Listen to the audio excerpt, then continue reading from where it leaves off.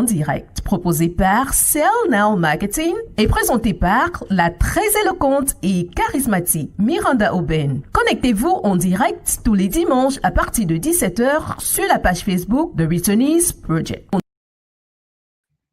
Hi, everyone. Yeah, that's true. Connect every Sunday, 5 p.m. on the Returnees Project page. It's such a pleasure to have you all here today again. Thank you for connecting. I know a lot of you are excited about today, but the guests of today, they have such a weight that I couldn't even introduce them myself. I had to leave Germany again with my private jet and fly all the way to Canada to find an author who is going to introduce the guests for today. So stay tuned. Sit by and get relaxed as we get ready for today's very exciting show. See you soon.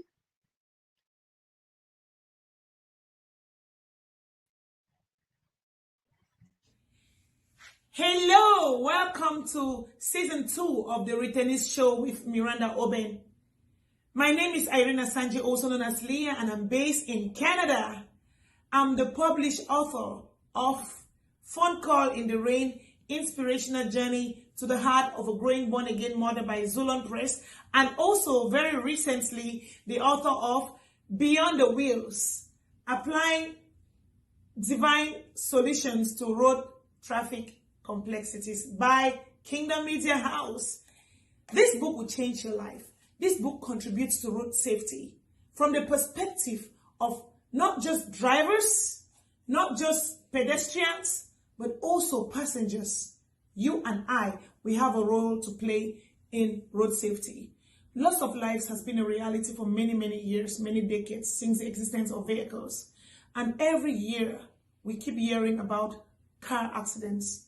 But do you know that an accident is not a reality?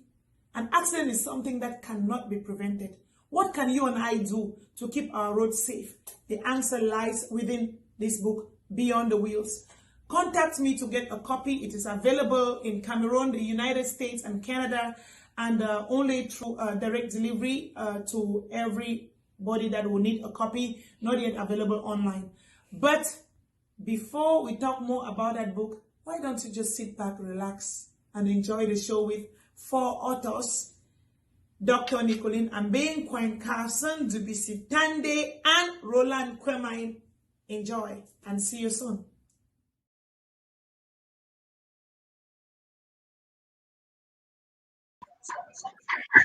So, ladies and gentlemen, that was an amazing introduction there by Leah from Canada. You see, the panel is set. We're all ready to go. So please stay tuned as we get ready to the next part of this video. On the next part of this video, we'll be bringing our guests who you've already seen here, one after the other, so you get to knowing them more and more.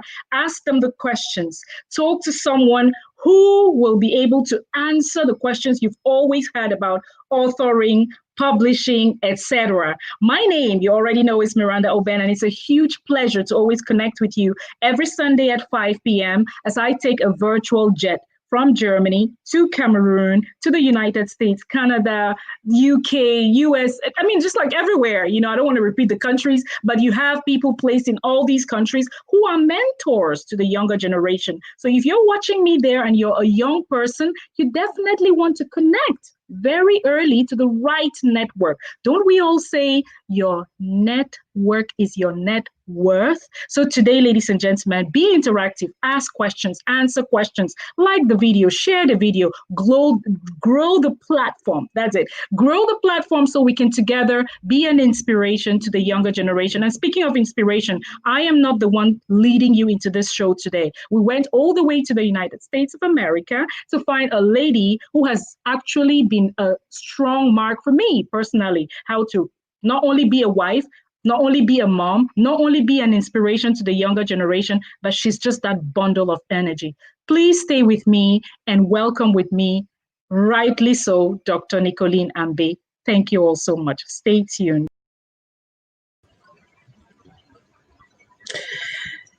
Hello there, everybody. This is Dr. Nicolene Ambi, and I want to welcome you to this show. Thank you for taking time out of your busy schedule to join in today.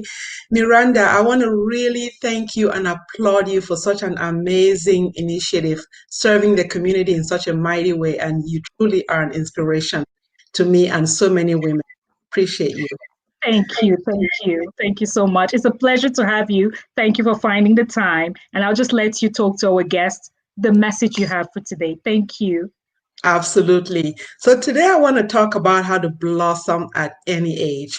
And I did write a book in 2000, I think 2000 and when was my book? It's been a while, 2018.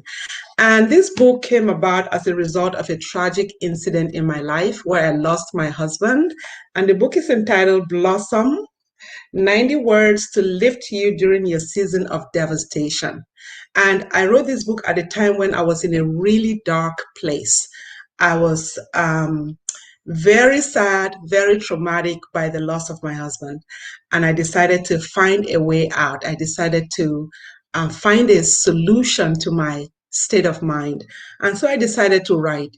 And what does that tell you? That tells you that there's never a specific reason why you should write a book. Anything that happens in your life, any situation, any circumstance, any thought, any idea is a reason to write. And it's just as simple as putting your ideas down on paper. It's as simple as opening up yourself to yourself so that you can put down the ideas in your heart and in your head, share it out on paper, and then put it out in a book.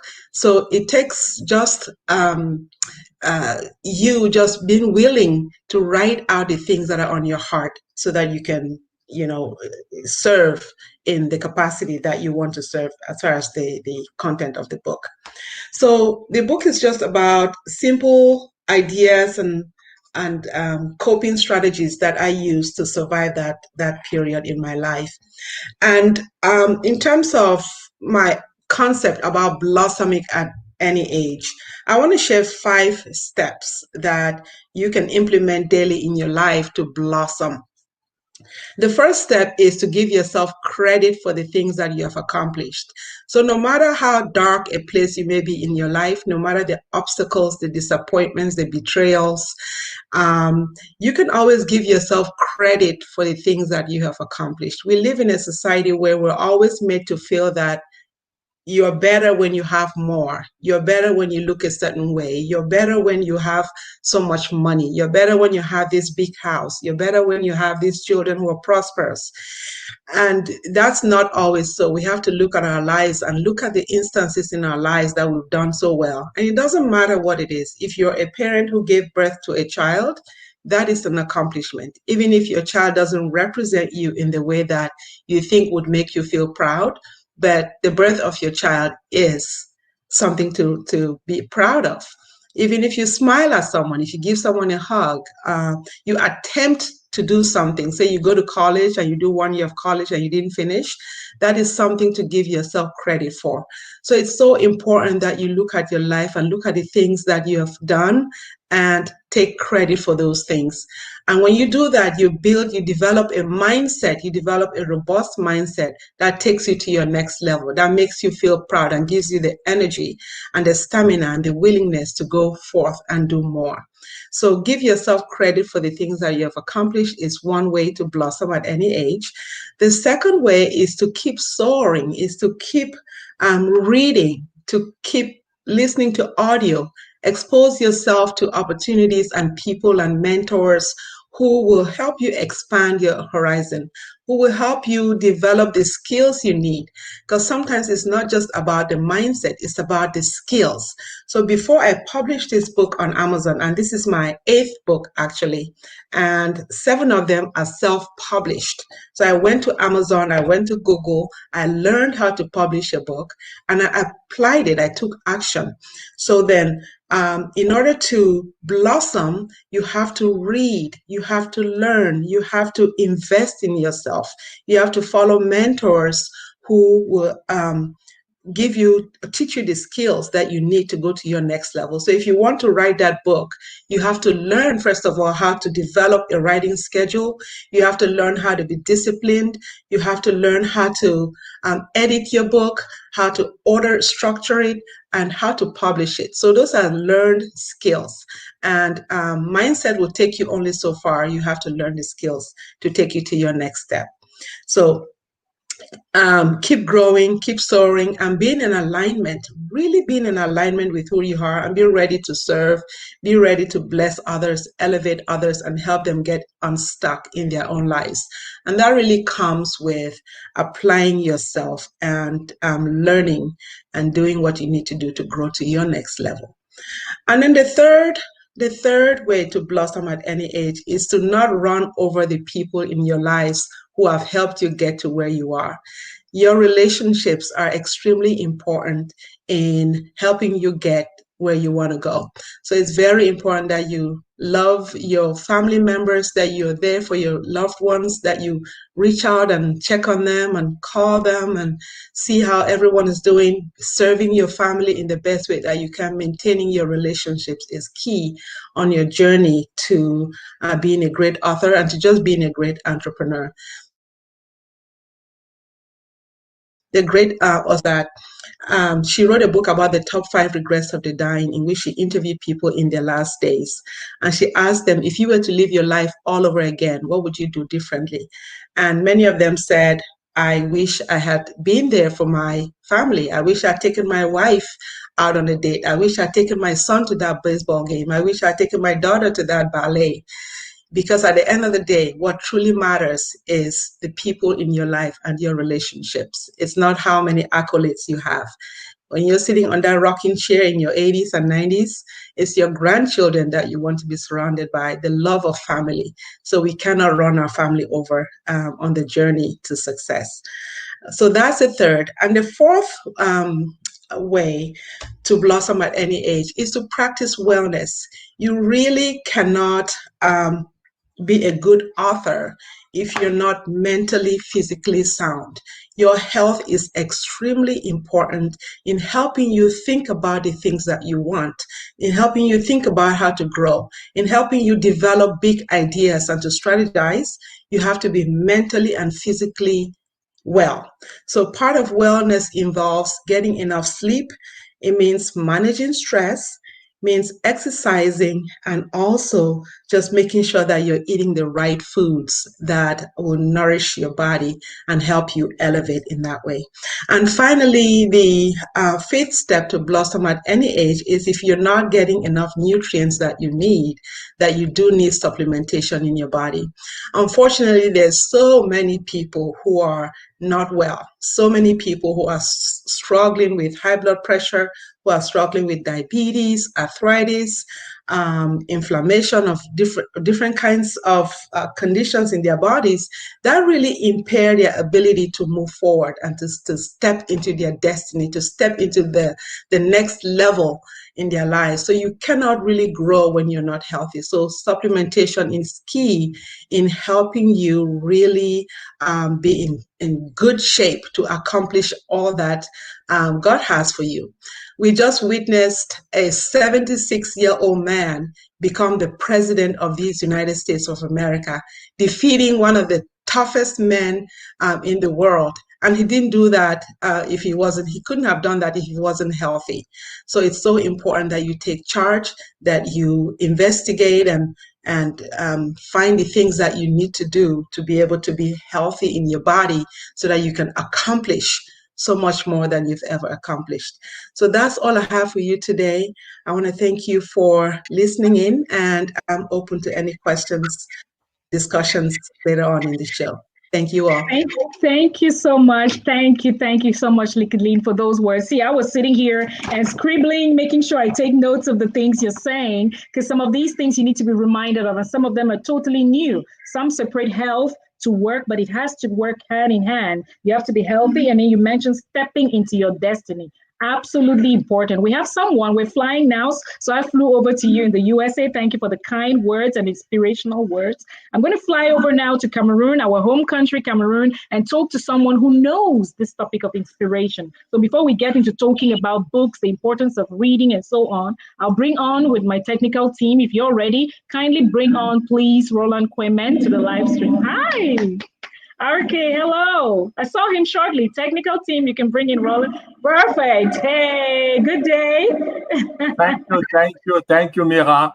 I think I have been listening to Dr. Ambe Nicoline. I want to congratulate her. Quite inspiring. I would have loved to just listen to her, Yeah. You know, in my job on a daily basis, I keep speaking. And one of the tendency or the trap in this profession is we don't listen. We keep speaking. And listening is one of the powerful tools, you know, for leaders, for writers, and for every professional that want to make it. So it is quite important in the world where, you know, a lot of lousy is quite lousy, especially even in my country. You know, to sell beer, they play music. To sell phone, they play music. You know, it's quite lousy that we don't have time even to withdraw. You know, and to listen to that inner voice that inspire us, because, you know, writers, whether I like it or not, they are artists. You know, and the greatest artist is the creator of earth, of even the universe. And to do that, to come out with books like what I've just seen from Dr. Nicoline, it means that you need some time to really withdraw and to speak to yourself. So I think one of the key advices that I will tell leaders and our followers is that they should find time to really meditate, to withdraw from the day-to-day activities. We keep running. I've been running since morning. I don't know what I've been running for. So I think it's time to come and sit. I just got connected like 10 minutes before. I have to tell the followers that I was not even with the rehearsal and all the rest. So again, I thank God for Nicoline. She's just inspiring. I really hope as soon as I have the possibility to have the book, I will get my copy. Again, congratulations. Awesome. The word were quite inspiring. I can only say thank you, and thank you, Nicoline. Great. So thank you again.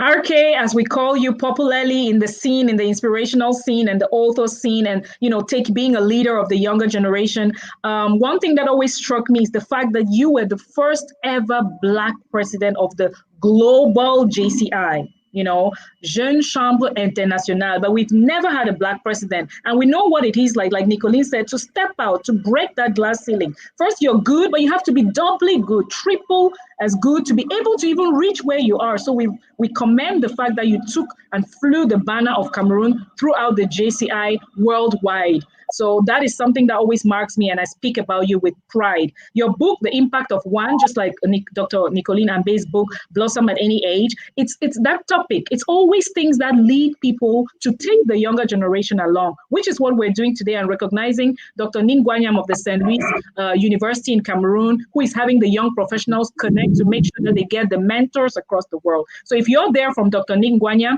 indicate in the comment section, write something, talk to us, interact, and stay on the platform so we can get very global.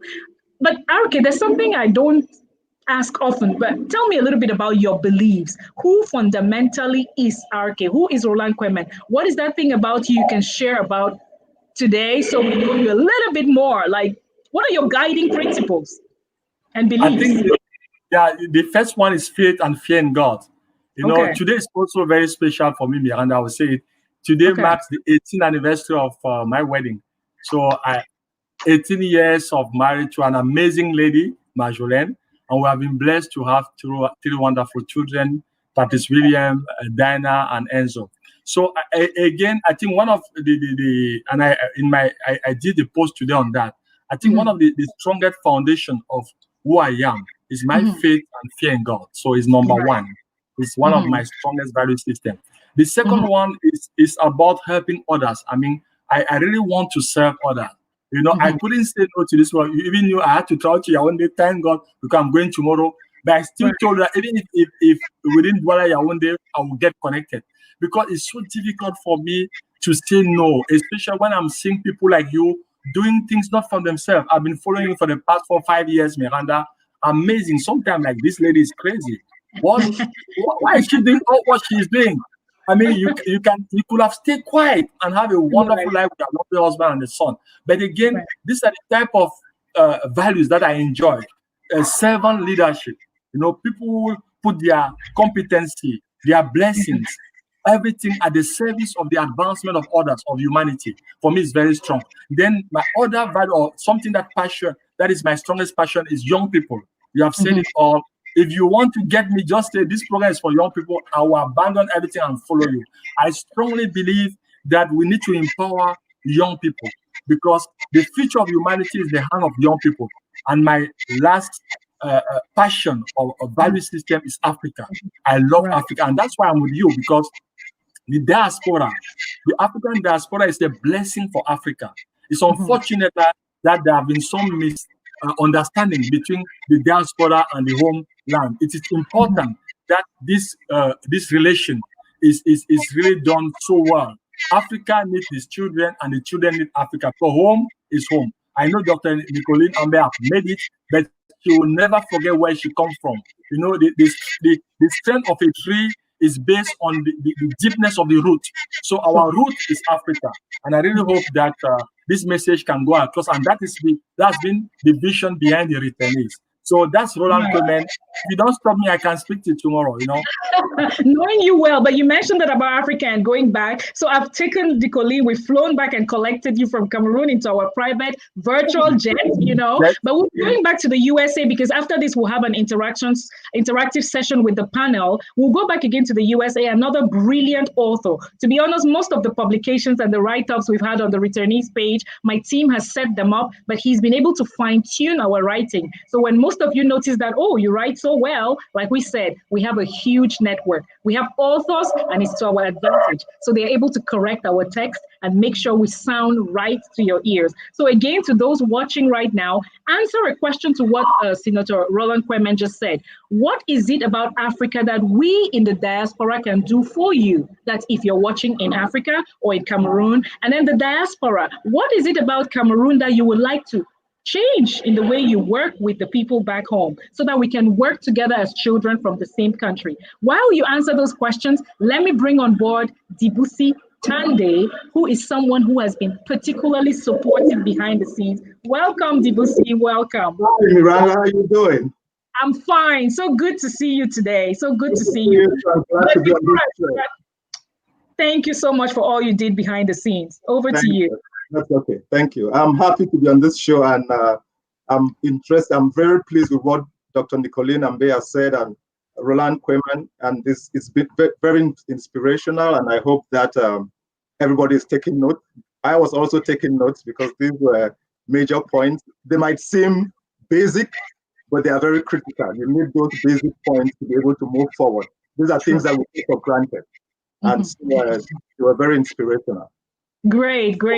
I know the time difference has not been really easy. Dr. Nicoline Ambe is connecting. So Nicoline is connecting quite early in the morning, more like 6:30 in your part of the world. Now in Germany, we're looking at about 5:22. And you, Dibusi, you're looking more like 10:22 in the morning. Time zones, but also children of the same platform, the same country, the same continent, looking to find people like us to work together. So when we see Michelle Obama write a book like Becoming, how she became Michelle Obama, when I look at you, Dibusi, I'm thinking, how did you become this great author you are? And what's your path to where you are? Maybe your journey will help a young one watching now to follow your steps. What's your journey? Who is Dibusi Tande? That's a tough question. The easy answer is, well, I'm a writer, I'm a poet, I'm a political scientist, Renaissance man of sorts. But I think, like most people, I'm a combination of things. The places I've been, the people I've met, the things I've done. So a simple example, I'm born in Boya, but I moved to Yaoundé in a very early age. We were among the first Anglophones who came to Yaoundé. So we were like, how do you say, a novelty, a curiosity. And that curiosity had two sides. It was either positive or negative. Dr. Nicoline Ambe can answer and can relate to this, because we went to the same primary school. So Oh, yeah, she's my classmate. Lovely. That's a very interesting, very powerful generation. So, going back to what I was saying, so at a very young age, you get a sense of being the other, and being the other could be positive or it could be negative. And this helps shapes our lives later. Like you come to the state, you're dealing with being the other, but you've been able to, at a very tender age, to work that out. So all of these things help to build our character. We go to the University of Yaoundé. This is the 90s. Cameroon is bubbling with democracy, pro-democracy things, and people are rioting or protesting or fighting for rights. And you start in the sense of serving the community. That you sacrifice yourself for people, or you can stand up for an ideology. And then the other part of what you're documenting this history. How do you document it? In poetry, in non-fiction, in fiction, because you want to capture the moment. So all of these aspects, and across the way you're meeting people, your teachers, people on the street, your friends, and you're building a character without even realizing it. And then at some point you realize that, oh wow, this is what I'm doing, and this is who I am. Yeah, a combination of all the things that you've met across the way. So I would say I'm still a job that is going, an ongoing job that is going on. So it's not yet done. But I will say, based on that history, I'm someone who cares about the community. I want to work for the community. I want to help people. You just need to call me and say, hey, I need this stuff, and I'm there. Because I like to see people succeed. I believe when people I know succeed, or if people succeed generally, it's the whole community. There are people who say, oh, why do you give that idea? Someone might steal my idea.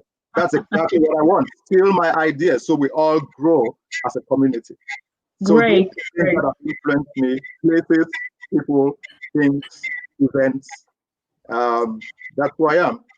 Great, great. People meet at different places, right? And various places in the world. And again, it falls down to people. It falls down in importance. And that's what I say. If we find like-minded people, people who are feeling that about others, the others, how can I make the other person's life better? Then we will together as a community be strong. Thank you for those words. And we'll come back to you with many other questions. Our viewers had sent questions, so it makes it easy for me. I had my own questions. My team had theirs. So let's see how long this session will be. Now, Arke said earlier on, he said it takes a degree of craziness to be able to do the things we do. But this us who do the things we do, I came to realize we have a different way. We are formed, we are built, we grew up. Our heart beats for others. So when others are happy, then we are happy. So it's that kind of craziness that makes us who we are. And talking about craziness, there is the author, the young and brilliant author who wrote a book, Crazivity. Now, talking about creativity, I would like him to talk about what inspired him to write such a book and what the book is about, because it takes a degree of craziness to do the things we do for others. So welcome with me, if the technical team is ready, the young and brilliant Carl Quine. Hi, Carl. Well, Miranda, thank you for having me. And I'm really humbled to be here when I look at Dr. Nicoline and I look at Roland Quemen. These are people I've been looking up to for the past 3 to 5 years. And Roland Quemen has been my leader at the Cameroon Leadership Academy. So, sir, it's a pleasure sharing this platform with you this very day, as well as you, Dibusi. And to answer the question about my motivation for writing the book, Crazivity, it's more or less my own struggle and the struggle of the youth around me. Like back then, when you're done with school and you're trying to make ends meet, you're trying to make a meaning of life, and here in Cameroon, things are just not given. So then now I set out now to inspire myself as well as my fellow mates, to inspire them to listen, to like make the most of their potential. And that's why I set him to write Creativity, which is bringing together the stories of young leaders, young think makers like ourselves. Because we know there's always been the challenge of when it comes to entrepreneurial scale, the leadership sphere, we lack role models, we lack local role models. All of the narratives we have are like follow narratives. So then creativity now brought together now our local heroes, as we listen, as we call them, and the story of how they grew from just ideas to the businesses with the ventures which we are celebrating today. So while we might talk about creativity as being a book, I refer to creativity as being a gospel, and it's a gospel of dreaming, of creating, and innovating. So it's creativity, dream, create, innovate. Dream in the sense that we the youth, we have these dreams, we have these ideas, we have these thoughts on how to make our lives better as well as the lives of our communities better. But then you realize that dreams will remain dreams unless you take action on those dreams. So then now that's when we move now to the next step of the gospel, which is to create. You create those, you take action now and you create those dreams so that they don't remain just dreams, they don't remain just thoughts. So you take actions now and you create those dreams. But then now things in life always change, life always happen and things always change. And then comes now the third phase of the gospel, which is to innovate. So you keep on innovating or your dreams die. So you have that idea, you take that action, you create that idea, but then now you need to innovate so that that idea now is sustainable. And there's this thing which Roland Clement loves saying that those who think they're crazy enough to change the world are the ones who eventually change the world. So creativity then is for all of us now to embrace our crazy thoughts, to embrace our crazy ideas, take action on them, and bring forward the life which we dream for ourselves and our community. Right. Thank you so much, Carl. You said a lot. It looks like more and more I have to come with lots of sheets of papers when I come live because I'm taking notes from what Nicolene said and Dibusi and RK as well, taking down notes. You as well. So that's what readers and writers and good listeners do. You take down the notes and you make sure you make something out of every session you have. Now, you mentioned being creative. And when I think of being creative, I think of the current state we're in, the pandemic. And there was some very important, I think it was 3 weeks ago, I attended a Zoom meeting with Roland Clement, and he was talking about the new normal and so many things which looked okay, were new to us, so we were struggling to live with things which we had for so long. But I'm going to ask you, Arcade, what type of mindset should the world now adopt with this new normal you talked about? What mindset should we adopt? Thanks so much. Again, I want to say hello to Carlson. I remember he came to my office with a copy of the book, and I was just mad about the topic. And I remember giving a talk on why great leaders are all crazy, and the craziest of all of them is Jesus Christ. And I tried to explain. Born on a humble background, non-violence philosophy, amazing mission statement, the recruitment, and 2,000 years after his departure, the greatest brand worldwide, without violence and all that. So I want to thank again and congratulate Carlson. Amazing and very intelligent guy. So Miranda, please look at this guy, this young guy. Please let us see how we can support him. Cameroon got amazing talent. I did not know he was back from UK because from his connection, I think he's in Cameroon because he was in UK. Yes, he just came back and I know he'll be going back again. We actually did the first call in the UK and the next call in Cameroon. So very global, the young man.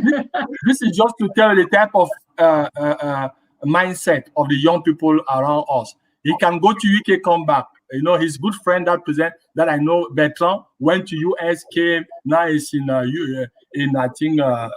Swiss for his job. So just to tell you the type of mindset, and that is the mindset we are talking about, the abnormal, the new normal. What is this all about? It's just to integrate what we are going through, that it might not be temporal. Right. What does it mean? It means that if right now you are taking some decision, think about a long-term strategy. Don't just say, okay, let me do now while waiting. And that has been my message to all my clients. What does it mean? Number one, we should refocus on the purpose of our life. This is very relevant even for organizations. What is the mission? What are the values? And what is the vision of your organization? Because when we were during the comfort zone, we did many things. Even you, for the tennis, you remember with you, Miranda. Before the crisis, you'll have come to Cameroon, we'll have spent some. But, despite all the pandemic, we are doing something. And we become even more relevant. There's more impact. If you want to measure it, than before. So the COVID-19 pandemic and crisis has been an opportunity for those who have decided to look at the opportunity aspect of it by changing the software, by changing the way they will think. I mean, a paradigm shift. So it is quite important to just change that software. That's where everything will come. Number two, it is important now to step out in terms of leadership. We need an amazing leadership at this point. It means that the mindset, you are strong, morally, psychologically strong, but you need new competency, which is essentially digital. What are the skills that you need to survive in this new world? So it means that some people will do 360 degree. It means the marketing should be now digital, the pharmacy. What is the impact of all this in your profession? You need to question yourself. And now the next phase will be now to say, how do I reinvent my profession, my job, myself? And now you will change. It can be a 360 degree, it can be a 60 degree, it can be a 90 degree. If I want to give a testimony with my company, you know very well, we had 95% of our activities on face-to-face. We used to run a monthly session where we have 500 participants every month at $50 for 2 hours, 30 minutes. But we had to stop overnight because there's no way for the reason that we all know and that we need to respect. So what we had to do? We needed now to push our e-learning platform. We took 4 months to build a platform, which is now operational. As I'm talking, I have clients all over the world without even me doing more effort. I was doing recording since morning to move now from 30 to almost, we recorded 8 today. I had to stop to come to the program, but the target was 12. I couldn't make all. But just to tell you that every week, I can look for 2 hours, I record. It means that by the end of the year, we might have more than 60 models in the platform, which is an amazing opportunity. So again, it is important to reinvent ourselves. The new normal means that reinvent yourself, reinvent. And you come out from the comfort zone. If you continue to cry and to be afraid that, coronavirus, COVID-19, you can continue the ABC syndrome I developed in my book. Stop accusing, stop blaming, and stop complaining. The show must go on.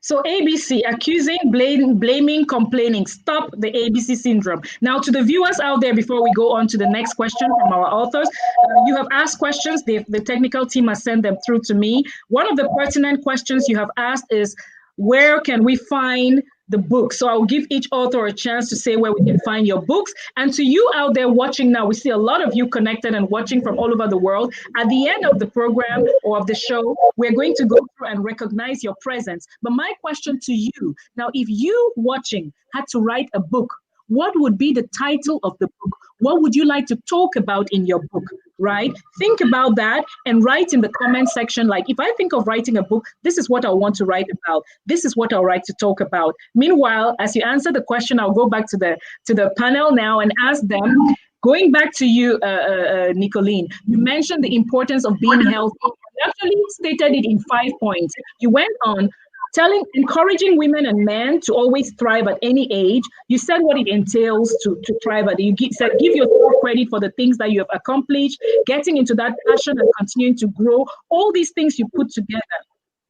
How would you, for the listeners connecting or the viewing now, address the men and women out there, one, when it's got to do with their health, and two, where can we find your book, which talks about blossoming at any age? Yes, I'm on Amazon. You can just put Nicolene Ambe on Amazon, and I have 8 books on Amazon.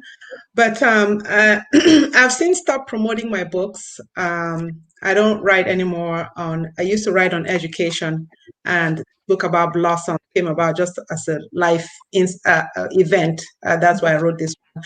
But my current work, the audience can go to nicoleneambe.com.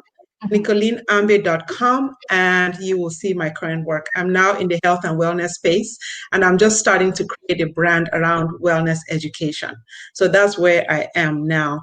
But I really just want to give credit to my panelists, Carlson, Debussy, Roland, and to be in the presence of such amazing, strong leaders.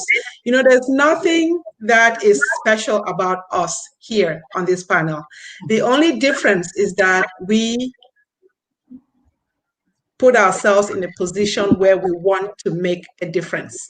We discipline ourselves. We have a passion, we're driven, and we put ourselves in a position where we want to go to that next level. And so Roland mentioned something really important about coming home to yourself and being connected and in alignment with who you are. That is a very powerful way of really elevating. You know, as Christians, I'm sure many of us here as Christians, we have to think about our eternity impact. We have to think about the unique blueprint, the unique work that God has assigned for us to do here on earth, and really be open in knowing what that is and taking the first step to accomplishing that. I'm reading this book called The One Thing. The One Thing. The surprisingly simple truth behind extraordinary results. It just takes doing one thing. And as Carson said, find out what it is that you want. What do you want? What is it that you want? So we have to really think about what do you want. When you pull yourself back from all the distractions and you pull yourself back from the crowd and you're in your own world, you're in your room, ask yourself, what is it that is heavy on your heart, on your mind? What do you want? And then think about the first thing that you can do to move towards that goal. Carson said it, taking action. One step that will move you towards that. Take that one step and then take the next step. And this is how extraordinary results happen, by people who just remove themselves from distractions and staying centered in their world and then moving step by step to their next level. I know I kind of went around, but I thought that's very important in being a great leader. That's very important in taking the next step, in growing, in elevating, and making the difference in our community that we see. Right. Right. So thank you for that. I see the panelists, you're all in, you agree with each of your words, you grow, you say taking steps. And the main question I'll ask also the audience, we'll ask them, what book would you write if you wanted to write a book? You watching out there, what would be the title? What would you like to talk about? What do you want to leave the world with? What legacy are you living and what legacy are you leaving? So you're living currently, and what would you leave behind? So if you wanted to write a book, what would it be? And again, what do you want when you withdraw yourself? Nicolene and Bay has asked you, what do you want? Answer that question truthfully. You can also write in the comment section. My team will be connecting with you later on. But one thing we want to hear is the journey through publishing. That's something which fascinates you. Now we've got the title of the book. How can I take from this title to writing a book until I have it on a shelf? What do I need? I heard him drop words when I was having a prep call with him, but I'm not too sure. If you want to write a book, take us, Tande, on the journey through an idea from a book until I have it published on a bookshelf, and also give us advice on where should I publish, how should I publish. Tande, what would you say to that? Well, thanks. Thanks for giving me the floor once again. So I think the first thing about a book is having that idea and then start putting it on paper. Action, like we've heard the word action. A lot of people have ideas of what they want to write, of what they want to say, but it never gets to that first step where you start jotting down stuff, jotting down your ideas. But I think the first thing is having that mindset to say, okay, let me start writing this. It might not be the best, it might even be atrocious, but let me just put my ideas on paper, and then I can take a breather and then start deciding how to develop it. That's the first step. Whether it's a short story, it's a newspaper article, it's a full-length book, that is usually the first step. And then you start writing your book, you have your first draft, and you start doing revisions. One of the things I always say is nobody is perfect. And so you can't just write. A lot of people write books from the beginning to the end, and nobody sees that manuscript until it's published. And that's a problem in my perspective. Leave your book even to somebody who doesn't have the faintest clue what you're writing. Actually, that's your target audience. You want to see how does it feel when somebody else reads this. They might be able to spot typos, even if they don't master the ideas. They might be able to give you a different perspective, like, oh, wow, this is an idea, but I think this way. You might accept their idea or reject it, but I think it's good to always walk through your work in your editing process, involve other people, experts and non-experts. And once you have that final product, it's now for you to decide what you want to go. Sometimes because of your audience, you say, I'm going to publish independently, and you target that independent market. Or sometimes you might say, okay, I want to look for an actual publisher. Right. And then what kind of publisher are you looking for? Are you looking for a niche publisher, or are you looking for, I don't know, some large publisher? And do you need an agent, or this is a book that doesn't require an agent? And if you're using an agent, what exactly are your expectations? So you always have to figure out your audience, your goals, and how extensive you want your book to be. And once you have that, if you say you're going with an agent, then you start looking for an agent. And you submit your manuscripts, you'll get rejections. I know people who've been rejected for years, 10 years or more, 10 rejections. You just keep on going until you get what you want to get. Or maybe you give up, but I'll say don't give up, just keep on following your dream. And while you're doing that, you can still be writing other books. You never know when the doors will open. That's it. I see your co-panelists all nodding, and we're all like, yes, you never know. Don't give up. So keep writing. Keep on writing. The key thing is take that first step. Write that first line down, and then keep doing it. Don't get disappointed. Even expert writers, there are times when I write a chapter and I say, this is horrible. I can't believe I wrote this. But I keep coming back. Or sometimes I come back and I'm like, oh, wow, I was too hard on myself. Right. So don't let your ideas, just write it out and keep it. And you're like, what? Take it from there. Right. Apropos books now, you've talked about the general journey to writing, but tell us a little bit about your books. What publications do you have, and where can we find them? I have 4 books, 2 that I wrote myself, and then 2 that were co-edited with Dr. Joyce Ashford. And they're all available on Amazon. I don't know if I can. This is one of them. Yeah. No Turning Back. It's my first poetry collection. These were poems that I wrote in the 1990s, but they were published in 2007. I told you about those stormy days during the early 1990s, political turmoil. So I chose poetry as one of the ways to capture that moment. And those were the poems. I also have this one. I think I'm showing it the wrong way. It's a mirror image. So these were a collection of poems written in honor of Dr. Bati Bisong, who used to be at the University of Goya, who died in 2007, I believe. And there was a lot of outpouring, and people wrote a lot of poetry and stuff. So we put them together as a commemorative book for them. And then I have this one, Scribbles from the Den, based on my blog. These are about 50 short articles that I wrote on a variety of topics: politics, sports, music, entertainment, everything. So it's a collection of short stories that tell basically the Cameroonian story. Right. It goes into historical items. There's a lot of stuff in our history that is not known or that is not taught. So I always like to use obscure elements and bring them and make them interesting and repackage for a new generation. So a lot of them are in that book. And my final last book is this one, Bearing Witness. This is a collection of poems that was published in June, and they're all focused on the Anglophone crisis. So we sent out a call. This again, I did with a co-author with Joyce Ashton.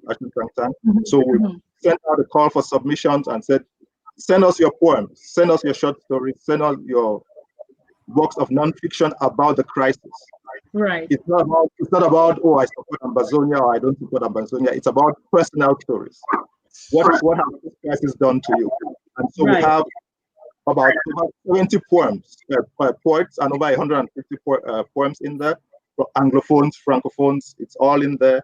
And it's been it was a very moving experience because you see people, what they've gone through. It's like telling their story in poetry. And it's been very moving. We're thinking of coming up with a second and third volume. One will be on short stories or fiction, and then another one will be on non-fiction. So within the next couple of years, we'll hope to work on that. And all of them on Amazon. Amazon, right. So now we've heard Amazon twice, but are there any other places where we could find, like if I say Cameroonian authors or African authors, where do I go to? Is it Amazon only? Do we have our own niche? There are lots of African and Cameroonian authors or publishers, actually. And a lot of them, let's take Cameroon, for example. You have publishers within Cameroon who do a lot of work and publish their books within Cameroon, and you have those who are outside. So in Cameroon, for example, you have Bakwa Books. Bakwa Books is it's an outfit that stemmed from Bakwa magazine, and they do a lot of publishing in-house in Cameroon, and their books are distributed in Cameroon. Actually, I have a Bakwa book here. This is one of their recent books. It's a high-quality book, and it's printed done in Cameroon, and they even do translations.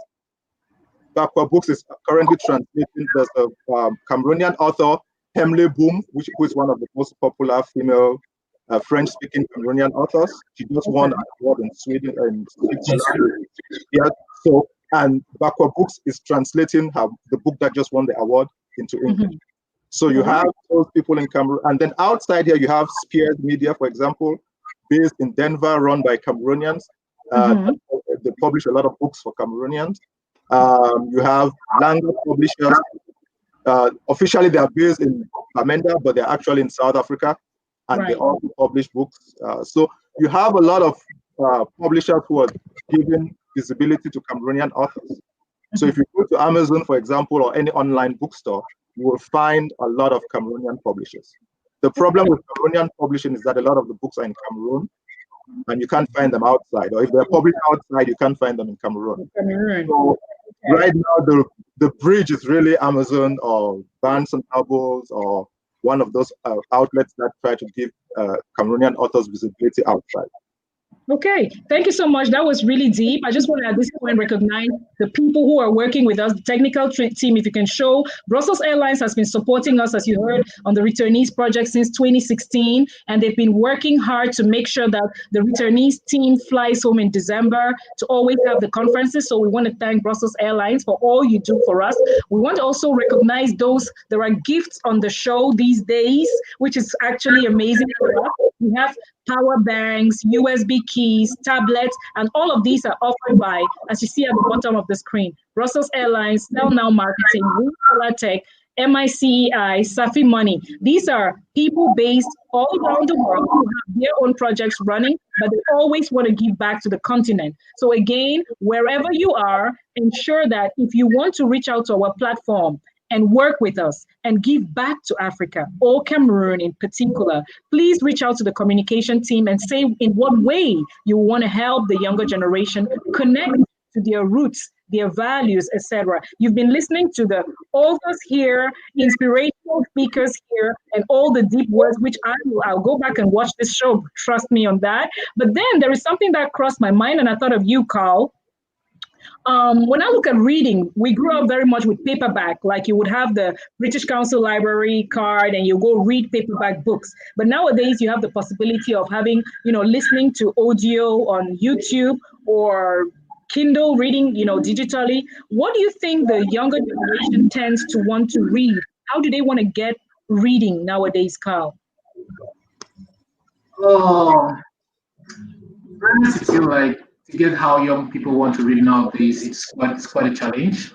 It's not as it used to be like a couple of decades back ago, because I grew up loving the library as my favorite place in town.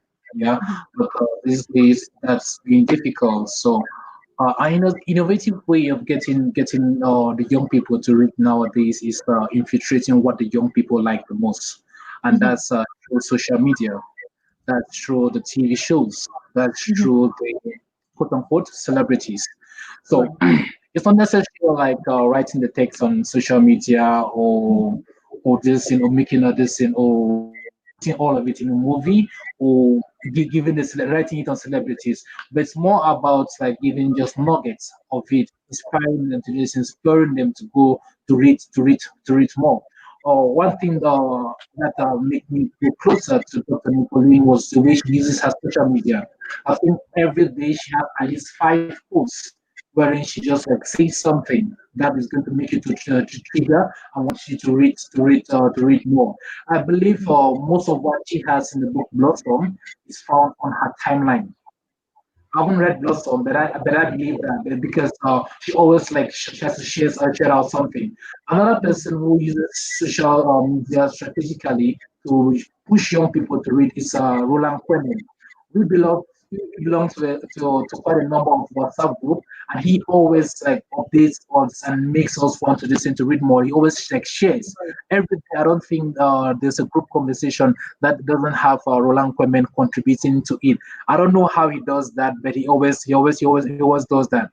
And the way of using TV, using what the young people like, it's this book called The Smart Money Woman or The Smart Money Tribe by Harris said. It's a Nigerian author, which I think 3 years ago she came up with The Smart Money Woman, and then a year later she came up with The Smart Money Tribe.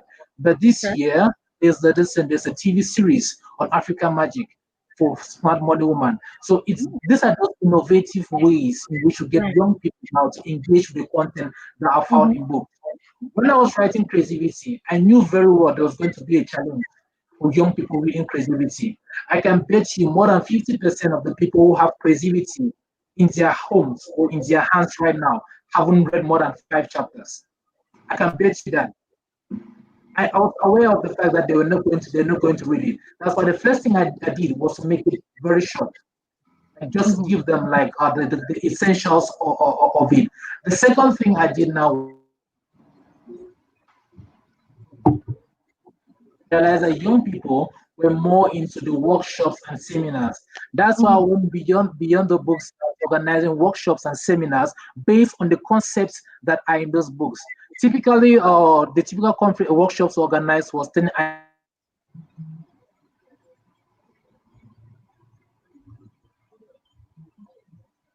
So we're seeing the network challenge we talked about earlier on. We hope Carl reconnects, but he's a little bit frozen at the moment. And those are the challenges which you face if you want to say, okay, you're going to go digital with your content in Africa. So again, while Carl returns, I just want to have a look with my authors here present, the books people have suggested they would write if they had to write a book, right? We asked the question, so let me see what the people are suggesting here.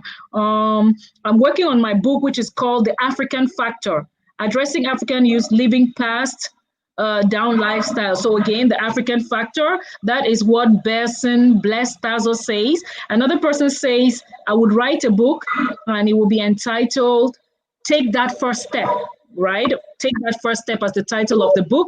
Another one says, I would write a book and it will be entitled The Victory. I think I really like that. Let's see. Virginia Pamela Kameni says she would write a book and the title of the book will be Victory. So it sounds quite interesting. So let's see what else people are writing here that the books they would write. The title of the book, Rosette Dibo. Hello, Rosette, watching. She says the title of her book will be Knowing Your Worth. I think I like that. What do you think about that, Dr. Nicoline Ambe? The title of your book. I love that. I really like that, Knowing Your Worth. And I'm looking at the comments also, and I see that a lot of people have good ideas about what they want to write about. And I just want you to keep alive, keep your ideas alive. Don't let the life discourage you. Don't let busyness or distractions or just don't let life get in the way. And the first thing with making sure that these ideas that you have really get implemented is, number one, find a specific time when you're going to commit to writing. So tell yourself, I'm going to write every day from 6 to 7 or 7 to 8 or for 30 minutes, and find that specific time to write and be consistent and do it whether you want to do it or not. You write during that time. The other thing you can do is decide, how many words do I want to write per day? To write 300 words, 600 words, 2,000 words. When I was writing my book, I was committed to 2,000 words a day. So find time when you want to write, or decide how many words you want to write and stay committed to doing it.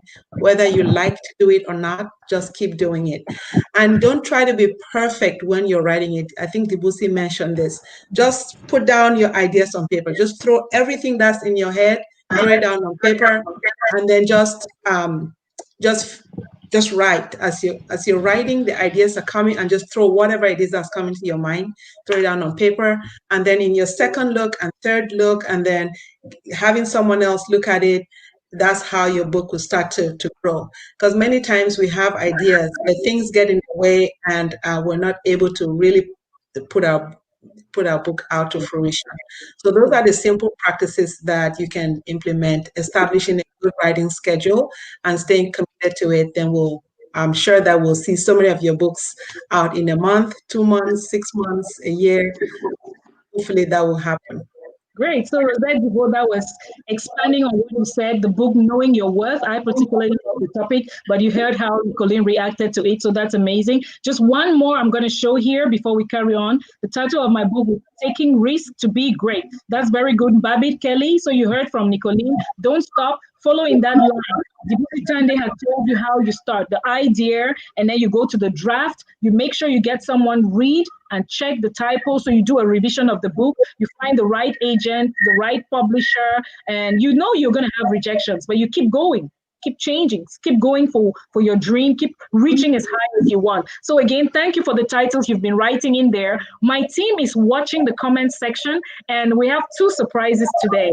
One of the gifts is going to go to one of you, and we know it's not easy connecting from Cameroon. So one of our sponsors has decided that every week is going to offer either 5,000 CFA for your connection or 10,000 francs CFA to make sure that you connect on the platform. And he's looking at the way you're getting interactive. You're interested in growing your purpose, your passion, your dreams. So more people in the diaspora, if you want to support those watching from Africa, yeah, do that. Support them with airtime. Call it the Christmas gift and give them the packages so they can connect and rebuild the platform between the 2 worlds. Now, as we were talking, I thought about a question which will really go well for Roland Quemen. But before I get to you, Roland Quemen, just think about this, how to translate the book to another language in order to reach another audience before we get to you. And then again, where we can find your book, The Impact of One. I'll just let Carl finish off where the network connection went off, and then I'll come to Roland with the translation of a book into another language. So Carl, you're welcome back. And you were talking, yeah, I believe you know where you stopped.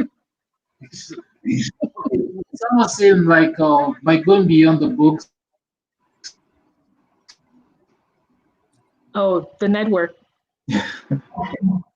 It's frozen. Okay. So when yeah, by the time he's just back from the UK, maybe he doesn't know what connection to use in Cameroon at the moment, but I hope he comes on. But we'll take the next question with you, RK. We want to hear how you have your audience, for example, like we're talking earlier on and Nicolene mentioned, in a particular language, you have an audience. For example, you're an English-speaking author.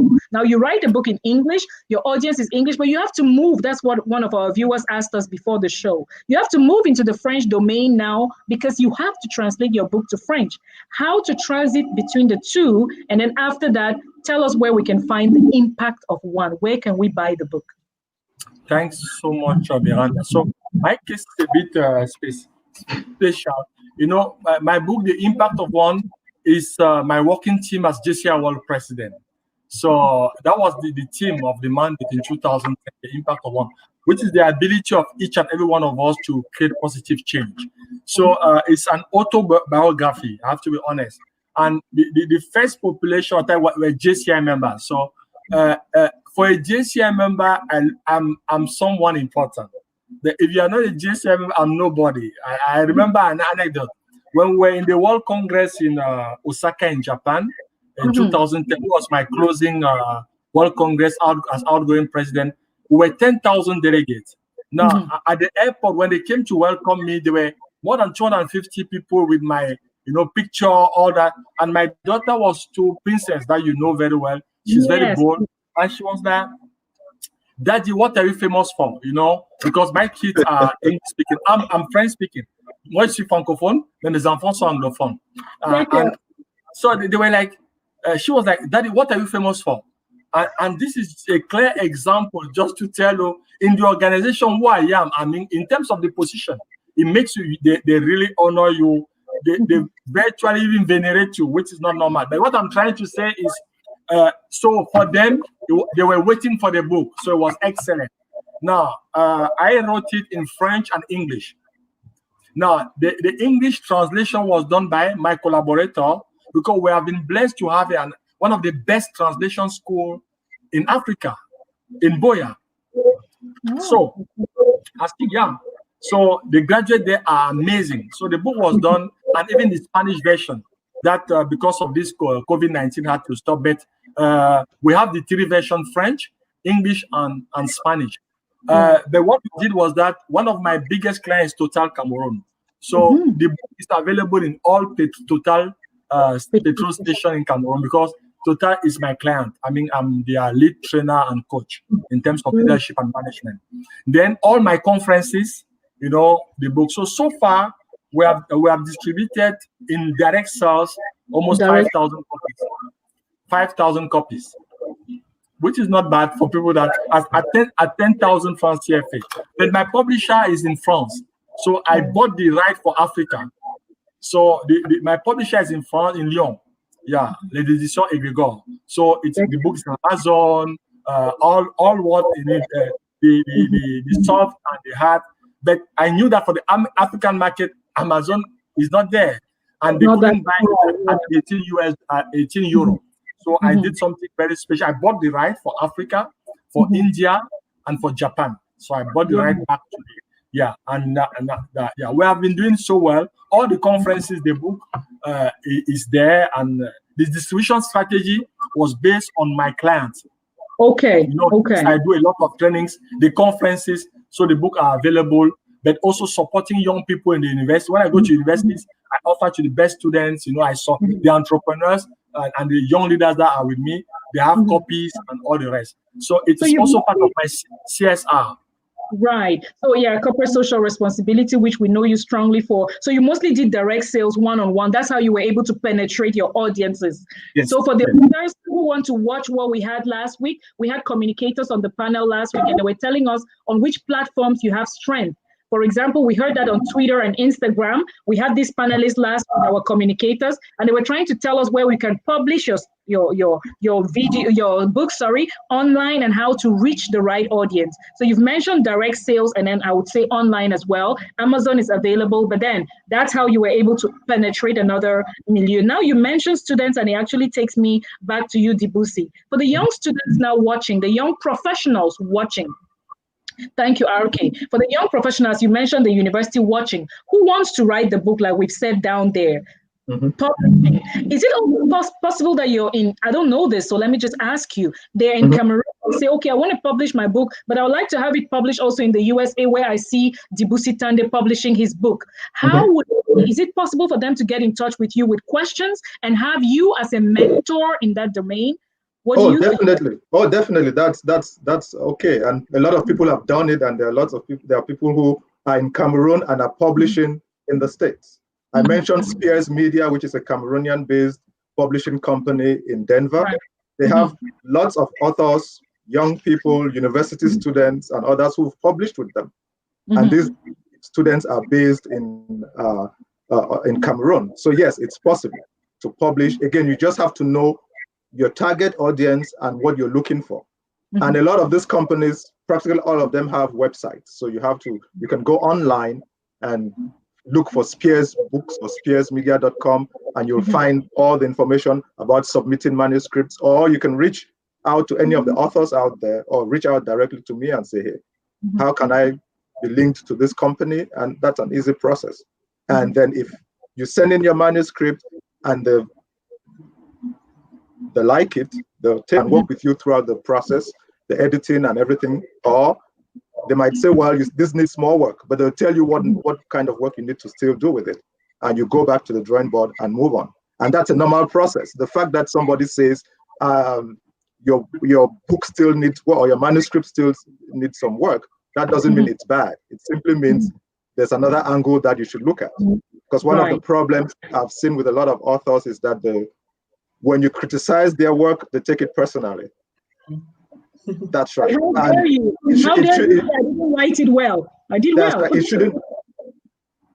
Oh, he's up. Okay, we'll wait for Debussy to connect. This was the USA, ladies and gentlemen. This was not a Cameroonian connection, so we can't blame. But Debussy will be back. So Nicole, you can confirm that this was not Cameroon. So Debussy will be back. He's connecting from Chicago. So Chicago, what's up? You already have your new brilliant president. You have a lovely first vice president who is female. We've celebrated Joe Biden. We've celebrated Kamala Harris. Ladies and gentlemen, this is not the moment to have anybody disconnect from the USA. So again, we're a political people here, but we celebrate a Black woman or just being a woman as a vice president in the United States. It's a milestone for you and I, Nicolene. So I'll go to the next question, which goes to you, and it has to do with, while Debussy gets back, with the role of young children with reading. How can we get parents to get their young? I'll get to you, Debussy. How can we Sorry get about that. all right. I'll just prepare Nicolene for the next question and get back to you. So think about this, Nicolene, while we wrap up with Debussy's line of thought there. How can we as parents get our kids to enjoy reading?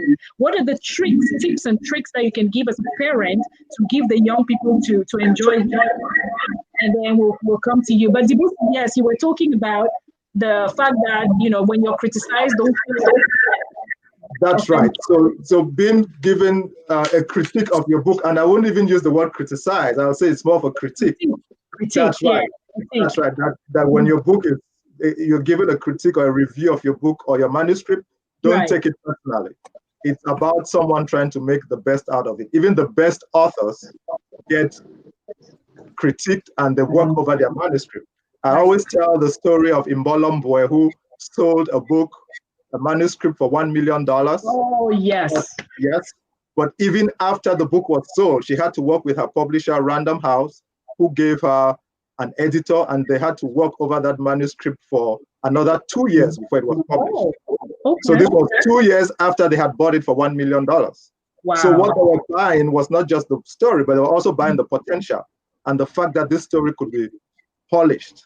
Right. So if someone is buying a manuscript for $1 million and they're still going ahead to do all that work, then imagine you a regular Joe in the street. your work still needs some editing. And so don't take it personally. It's a growth experience. Perfect. Thanks for that tip. So you watching, when you get a critique for your book, when you get that critique, look deeply into it. Keep on getting better. Like Debussy mentioned, Mbolombwe, who we really salute now for what she did. It's again the role models we need in our community. If a young Cameroonian lady could write a book and, you know, pursue her dream until you see her sitting on OPRAH's book club, you know, receiving the great reviews, receiving all the great compliments of a great achieved author who is Cameroonian, your sister, my sister. It means you watching can do same. Just follow the right path and don't give up. So the title of her book is Behold the Dreamer, I would say. So find it and read it. All the authors on this panel as well, stay connected with them. You heard what Debussy said earlier. Yes, he already gets a lot of manuscripts he reads, but he, of course, he cannot read 1,000 manuscripts, but he will have to choose. So if you want to have a mentor, you have to be good mentee as well. But then there are children who don't read as much, and we would love our kids to read more. So I'm turning to Dr. Nicolene Ambey now to hear from her how we can make our children from a young age already get interested in reading, growing their minds. So Dr. Ambey, Yeah, I think with young children, the best thing to do is to read with them. When children are, you know, when you're pregnant or you give birth, no matter how, what their age, 0, 1, 2, 3, 4, 5, you want to read with them and get a book, a picture book, sit with your kids, read with them. And also that time spent with kids, that bonding is very, very important. It not only nurtures a relationship between you and your kids, but it also helps them become good readers. You learn to be a good reader by reading. The more you read, the better you read. So exposing kids to read at an earlier age is a very good thing to do. And also just being present with your children, just being available for them, showing them that you love them, giving them a bigger vision for their lives, encouraging them, supporting them, nurturing them. Those are very important in helping kids develop a bigger vision for them. And as a parent, you want to be a good role model as well, making sure that you have enough books around, making sure that your kids are seeing you read. At least you're listening to audio and listening to inspirational things. You want your kids to see you doing those things as well, creating a positive environment in your home, creating a learning environment in your home. That helps children just on being a part of that environment will help them develop their own goals and dreams and visions for reading and the love of reading. So that's, I think that in a nutshell is what it is, just being present. Life is very, very busy now. A lot of us are very distracted by so many things. So many parents have this phone on their hands they're constantly looking at. going in and out. There's so much happening in the home. And as much as these things are happening in the home, that's what's happening in our children's minds as well.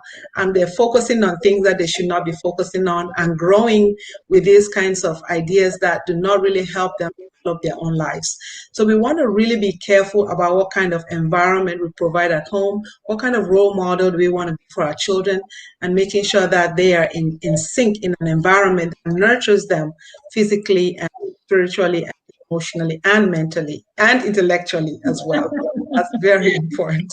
Right. I tell you, I'm going to go back and watch this video. This notes, my papers are full here. So I need this video. Like, I need to really get this into my mind, because you have to really go back to reconnecting. Like you said, we're busy. But those tips about how to do it with our kids, thank you so much, Nicolene. I'll just turn our attention again to Carl. Carl was talking about, before you got disconnected again, Carl, I think you were going with the importance of preaching the gospel of creativity and how you decided to now move to really face-to-face events and talk to the young people. Will you be able to reconnect where you were, Carl, before we start winding down the interviews? Carl, are you there? Yes, I'm here. I didn't hear what you said, but I'm back here. All right. Yeah. So, right, you were talking about the fact that to get your book, for the young ones to get your book, you met with them at face-to-face, events in order to talk about the book. Did you want to expand on that, or can we move on to, start winding down slowly? I just didn't want to cut you short because the network took you off. So do you want to make any point again to the face-to-face meetings with the young ones? Because we're talking, should it be audio books? Should it be Kindle? Should it be digital, we're saying, or should it be paperback? I think in as much as we have many different human beings on planet Earth, we have many different ways in which people engage with content. So we can't say like just go with this particular one with just paperback, or it's audio, or it's Kindle, because those are, I go with all three of them, and the people like they have their own specifics. So go through all those and through all the available means, it's going to click with some group of people, and that's how you get the content out to as many people as possible. Or as I would say, that's how you preach the gospel to as many people as possible. Right. So apropos preaching the gospel, we all have messages in our books. We've heard many people saying the kind of books they want to write. Now, for our viewers watching now, let us know your preference. Do you prefer reading or listening to audiobooks? Do you prefer going digital, reading on a platform online? Or do you prefer to have hard copies, something in your hand to read? I just have here a copy, for example, of the Returnees magazine. Do you prefer to have something like that in your hand? Or do you prefer to read? Right? Do you prefer to read online, digitally? Do you prefer audio, just listening? Or do you prefer to really, like we say, a book is a page turner, really turning your pages yourself? Or when you order a new book, that smell of a new book, that looking forward to that excitement. Let us know in the comment section how you like to read. Is it paperback, hard copy, or is it audio? Or is it a Kindle? Let us know in the comment section as we wrap up with the show. Remember, at the end of this show, my team will be giving me 2 names. One person is going to win, I don't know how much, they'll let me know, for your airtime and your Christmas gift. And the other person is going to win one of the gifts on our platform and on our panels. Again, we want to thank our sponsors, thank everyone for connecting. It is through or thanks to you that we're able to offer all these gifts to the people, especially those connecting from Cameroon. Of course, those in the diaspora as well. If you think you need a new tablet, you know what to do. Get in touch with us and let us know how we can move on. Somebody just sent a question inbox asking, how do we win a prize? You win a prize by engaging, really making sure that you build the platform. It's a global structure, so we're connecting people through their passion, their vision, and their profession. Like the video, share the video, comment, ask questions, be interactive. And as a result of that, the sponsors say, okay, we want to have some Christmas gifts for such an engaging panel. So thank you so much for connecting.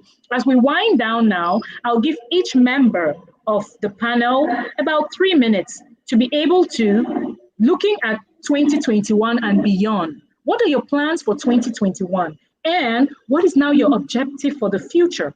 After you let us know your plans and your objectives for the future, now looking forward, maybe life with the pandemic or after the pandemic, you choose plans for the future. Then we give you also a chance to say thank you. Thank you to some people who made you who you are. Thank you to some people who, you just want to say thank you for what they do in your life, or just pay a tribute to someone who has inspired you in one way or the other. So 3 minutes to each of my panelists, starting from Roland Kwemen, then we'll go to Carl, and then Dibusi, and then we'll wrap up with Dr. Nicoline Ambe. So tell us your perspective for the future, and again, just anything else you want to share with us. 3 minutes each as we wind down. Oh, somebody just indicated to me, well, we ended with Dr. Nicoline Ambe. Let's follow the same order. Okay, we'll follow the same order. They want to hear from you. And then, RK, you've been selected here by my team to wrap up the show. Okay, so what? So we'll start with Nicoline instead, so you can have the final words. They were like, no, Miranda, let Roland talk at the end. All right, so Nicoline, will give you a chance to, your perspective for the year 2021 and beyond, and then give you a chance to say thank you to some people watching. Okay, yeah, in 2021, I'm looking to develop a robust wellness platform. I've done a number of different things, and I think that's how I've met Carson through my work with parenting, and I was writing all those books and speaking at so many stages in the United States. And I'm no longer doing that work, but in 2021, I'm really hoping to develop a robust wellness platform where I can share with men and women how not to give up, that no matter your age, no matter the things that you've been through in your life, the setbacks, the disappointments, the heartbreaks, the betrayals, loss of loved ones, that you can rise up from any of those things and become the person that God designed you to be. And you're not just going to survive those things. You're going to thrive, and you're going to elevate to your next level. And so that's the platform that I'm going to be building. I want to encourage everyone who's here to not give up on your dreams. We're talking about reading books and being the best that we can be here on this show today. So read as many books as you can to learn the skills. Roland said it, learn the skills that you need to take you to your next level. You do need the right skills, and it's going to take a lot of reading to be able to acquire those skills. But when you're in great health, you can do anything that you want to do. And so here today, I want to thank my 3 daughters who are just amazing little girls. We're very proud as Black women and as women to see the first Black woman, the first woman, the first Black vice president of the United States. And that gave me hope that if she can do it, I can do it too. So for all our Black girls out there, I have 3 Black girls who are my children. I love them dearly. They work really hard, and they're very supportive, and we've been through a lot as a family. And really, this is a great time of hope, and this is a great time for us as women to reach our next level. And there's nothing holding us back now. So thank you all, and I hope that you continue to stretch yourself and being the best that you can be. Awesome. Thank you, Nicoline. I hear the message of hope, which you've just given us. I'll move on to now next door, Chicago, and have Dibusi Tande here. Again, plans for 2021, vision looking forward, and then thank some special people in your life who make you who you are. Sure. 2020 has been a special year, a unique year for everybody, and I'm sure we're not going to have another one like this in a long time. So it's more about picking up the pieces and trying to make the best out of it, using this period to learn new skills and adapting to the new situation.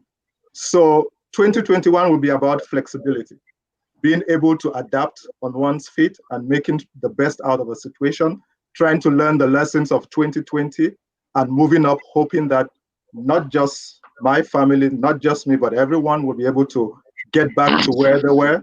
Things will never be the same as before, but there's a new world out there. And that new world, we have to understand it, master it, and why not conquer it? And that's what we're thinking for 2021. So 2021, I'll go back to writing. We'll continue writing. I mentioned about the Bearing Witness trilogy. We have the poetry collection out. We'll be working on the short stories and the nonfiction work, trying to capture what is going on in Cameroon. There's that statement that if you don't tell your story, someone else will tell it, and you wouldn't recognize yourself in that story. So what we're trying to do is to capture this moment. What is going on in our country? Let's capture it for posterity. It's also a healing process. When people talk about this, it helps them.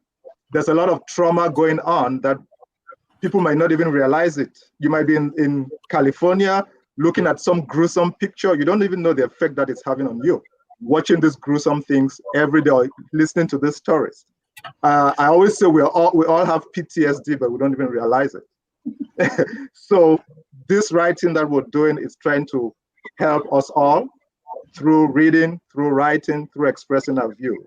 So that is what 2021 is going to be. I'm going to continue my other projects. Beyond being a poet, I also very involved in political writings. I have a number of books that I'm working on by the side. I'm even thinking of other fun things. Why not go do a cooking book? A book on cooking. Hey, that's an option. I'm thinking of a crazy title. Nobody knows about this, but now everybody will know. How about even a Cameroonian man can cook this? The moment Nicolene and I are going to tell the audience that your wife T is an absolutely amazing cook. She doesn't even know this. That I'm working on this idea, so now she knows. Wow. Wow. So that would be totally something totally different. That said, I'm talking about people who have been, I should be thankful for. I should start with how they say behind every man or successful man, there's a strong woman. But in this case, I say besides every strong man, every successful man, there's a powerful woman. And T has been there from the beginning. And there are times when I feel like, oh, I'm not going to do this anymore. And she says, keep on going. You're not giving up. You can do it. And it keeps me going. The kids have been there. The two boys have been there. And they've been very supportive and understanding that their father has to be writing. And that means less time sometimes for them. And there are a host of friends, family, acquaintances who've been there encouraging me throughout the years. So I thank them all. I can't mention all the names, but they know themselves.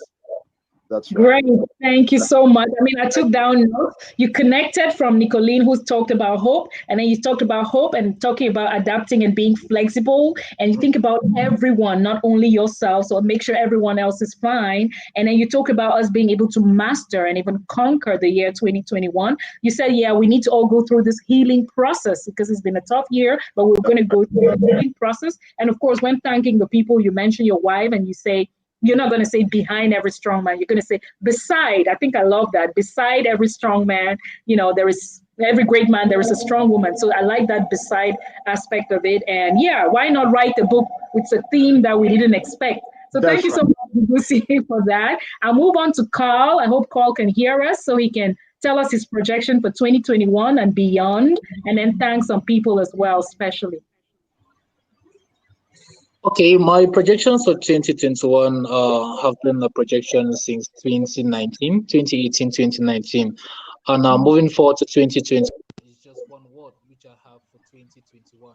And that word is so we're recovering in as much as we're going to be recovering from the pandemic, God willingly, in as much we're going to be recovering from the pandemic, it's also for the nation of Cameroon to recover from the holy trinity of problems which we're having when it comes to conflicts, most notably the conflict in the northwest and the southwest regions, as well as the conflict in the far north regions with the Boko Haram, and not ignoring the refugee crisis in the eastern region of Cameroon, which many people don't talk about.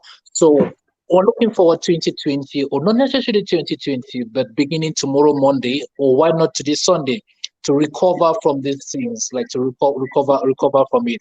And while we're pushing forward to 2020, while we're dreaming for 2020, while we're hoping for 2020, let's also stay ready. Let's also stay ready to be able now to implement all of these dreams which we have. Let's also stay ready to be able to recover from all of the traumas and the horrible experiences we've had in the past years, or which we're still having right now. So 2020, we're looking forward to 2020. Let's prepare for recovery. Let's stay ready for recovery. And to thank people, or to recognize the people who have put me where I am today. They say people are people because of people. And thanking people is going to be thanking like a whole litany of people. But if I must recognize some people, it's recognizing everybody here on the platform today, starting with my fellow panelists. I'm very grateful to be here this evening, to be able to share and exchange with you people this evening, as well as everybody with watching. I've seen a couple of friends joining. Mika, Dovi, and Petran. I've seen you guys joining, as well as Alice. I'm very grateful for all of the support you have provided throughout this period. And I also like to call on a young author as well, Hesley Fonane, who is launching his book, Sense Past King, on the 14th of November. So thank you. Great, great, amazing. Now I see why Roland Kwemen says we should keep our eyes on you. I definitely will keep my own eyes on you, Carl. You spoke so well for, we kept thinking, okay, bring a young author on board, but your name was like the only name literally we had. You remember the first conversation we had with you, and my team endorsed your work even before I ever spoke to you. So all of us on the panel are those leaders taking other younger leaders with us. As Arke would say, leaders groom leaders. We don't groom followers. Leaders groom leaders. So if I'm a leader, anybody who connects to me is a leader. So I'm very, very impressed with you, Carlson, Nicolene. I mean, you even, I can't even start, right? So there are things I would do with my son, which is from your timeline. There are things I would do for my health, which is from your timeline. So sometimes we communicate without even talking to the people. Again, Debussy, you and I have talked, and I'm like, yeah, when I'm telling everybody there is that book in your mind, write it. I have about 16 books which I'll be coming to you with. So trust me, we're going to get busy the next 2021. Definitely. That's fine. $1 million and the impact to the world and being on OPRAH and all those things. If you and I do it, the younger ones will see that. Wherever we stop, they will come and continue where we are. So it's a relay. And the word from you again, Carl, recovery. Yes. It's a healing process, you said, Debussy, and you said hope, Nicolene. Now we got recovery from Carl. So he mentioned that people are people through people. So we go to the African Ubuntu philosophy. I am because we are.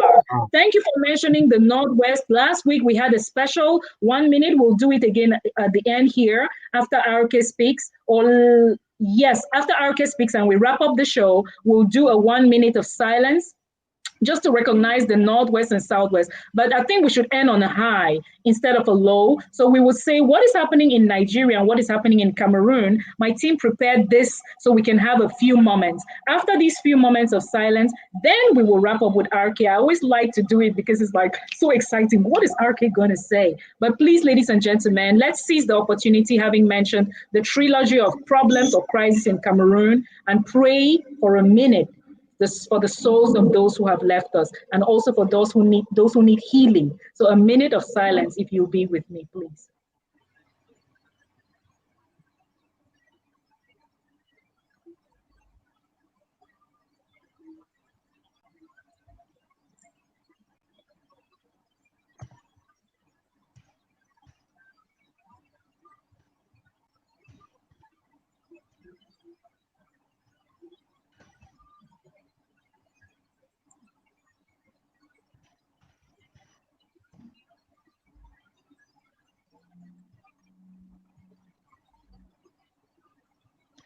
Okay, so thank you all for that moment of silence. Just, for those who have departed through these crises, we thank God that we're still here alive and healthy. We keep healing. But to wrap up this show, which was kicked off by Nicolene, moved on with Debussy and Carl and Roland Kwemen in Cameroon, traveling the globe from home thanks to digitalization. I'll let Arke now say his projections for 2021 and beyond, and also recognize some special people in his life.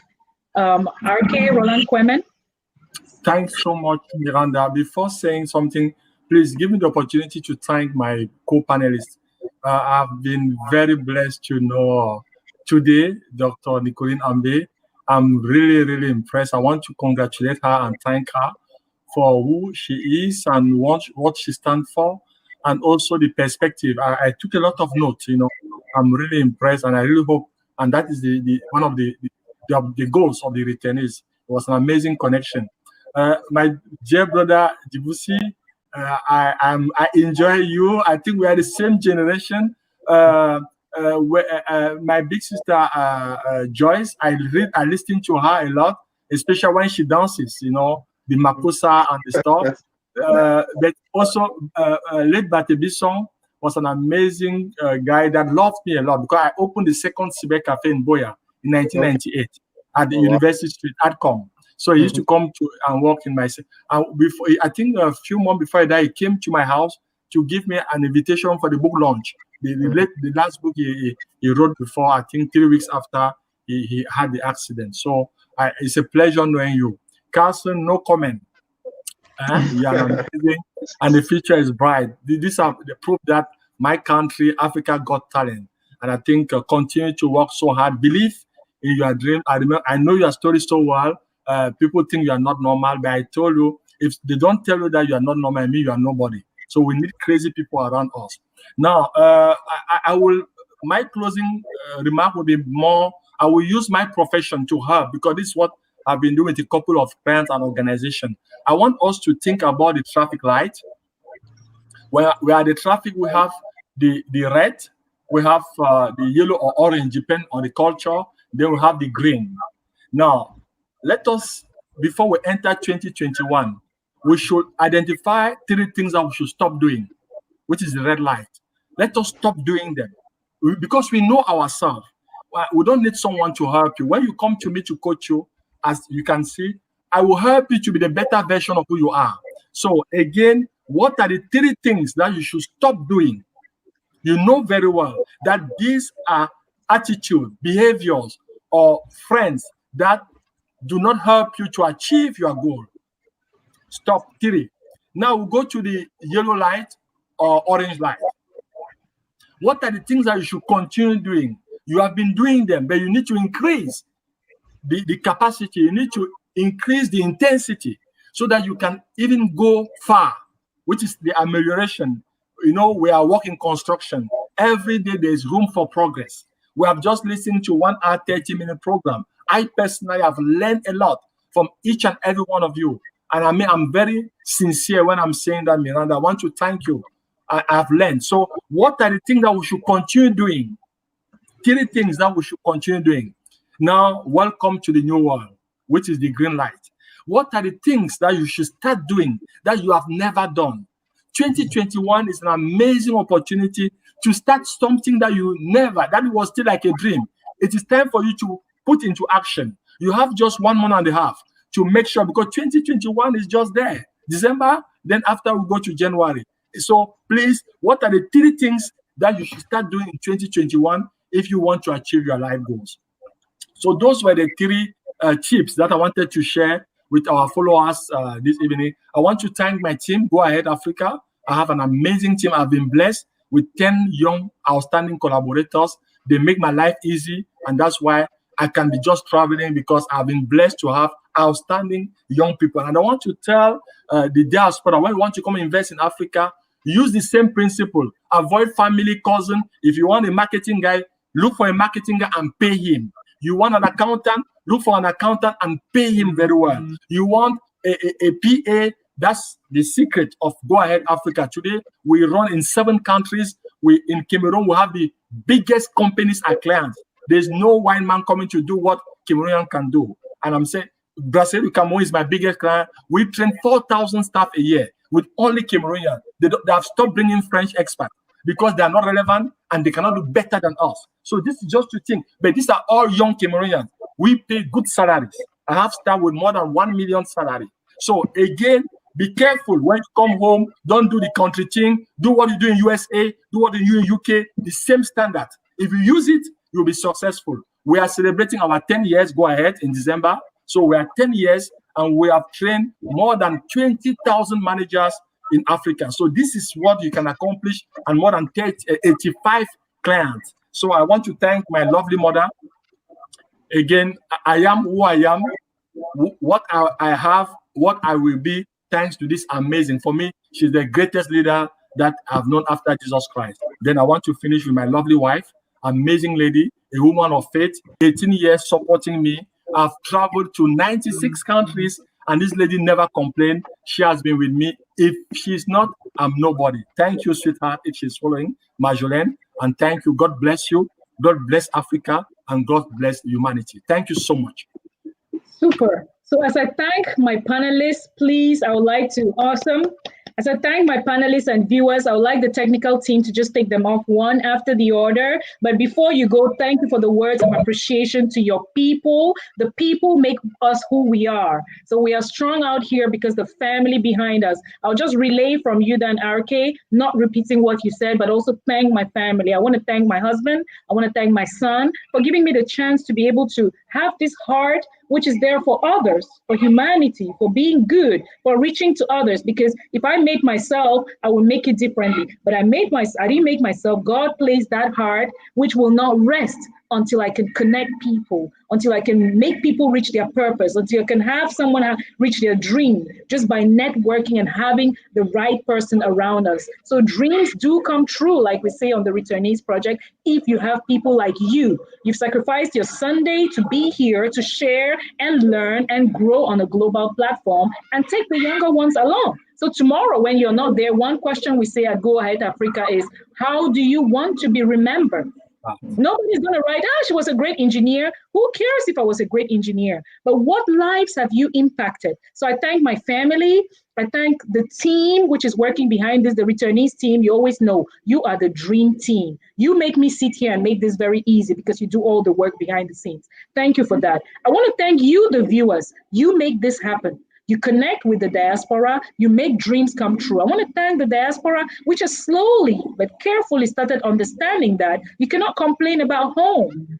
Just find the right people with whom to connect and work to build first one home, one community, one city, one nation. It is very tough at the moment, we all know, but find one life you will change, just one.